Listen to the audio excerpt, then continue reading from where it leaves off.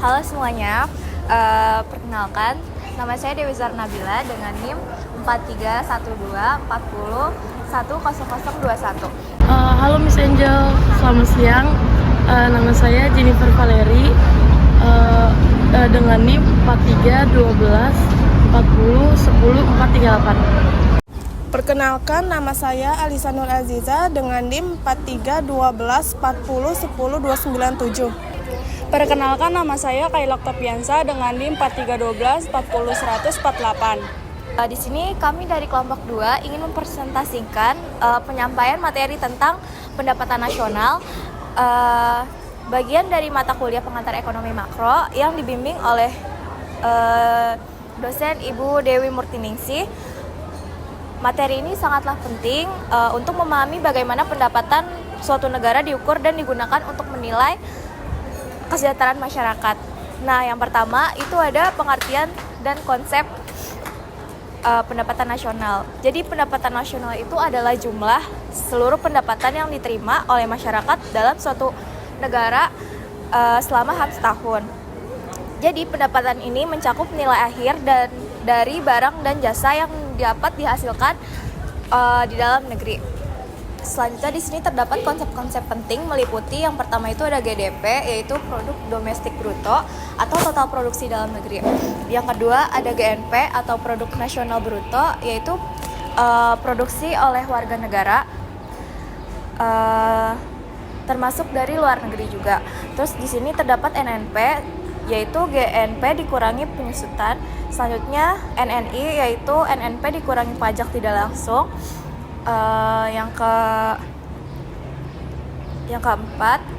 kelima itu ada PI atau pendapatan pribadi setelah dikurangi laba ditahan dan ditambah dengan transfer payment. Yang terakhir ada DI atau pendapatan siap dibelanjakan setelah dikurangi oleh pajak langsung.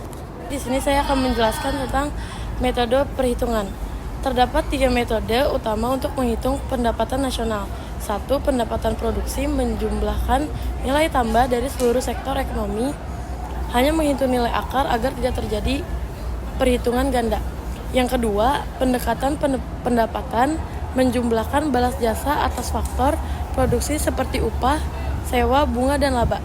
Dan yang terakhir, pendekatan pengeluaran menghitung seluruh pengeluaran untuk barang dan jasa, yaitu konsumsi rumah tangga, investasi, belanja pemerintah, sektor ekspor, dikurangi impor. Setiap metode memberikan pandangan berbeda, tetapi hasil akhirnya akan sama jika perhitungannya tepat. Jelaskan tentang pertumbuhan ekonomi. Pertumbuhan ekonomi menunjukkan peningkatan produksi barang dan jasa dalam suatu periode. Indikator utamanya antara lain yang pertama PDB real, yang kedua pendapatan per kapita, yang ketiga tingkat investasi, yang keempat produktivitas tenaga kerja. Hubungannya erat dengan pendapatan nasional. Jika ekonomi tumbuh, pendapatan nasional naik, tapi perlu diingat pertumbuhan tidak selalu dinikmati merata oleh semua lapisan masyarakat. Selanjutnya ada distribusi pendapatan.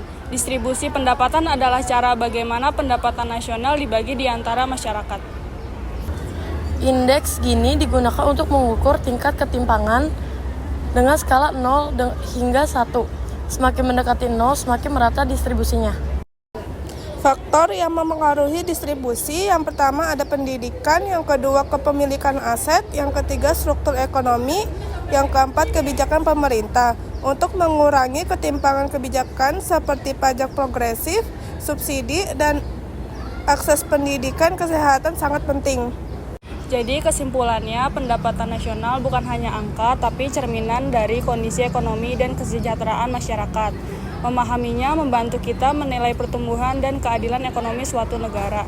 Sekian penyampaian materi dari kelompok kami. Semoga materi ini bermanfaat dan menambah wawasan teman-teman semua. Terima kasih atas perhatian kalian.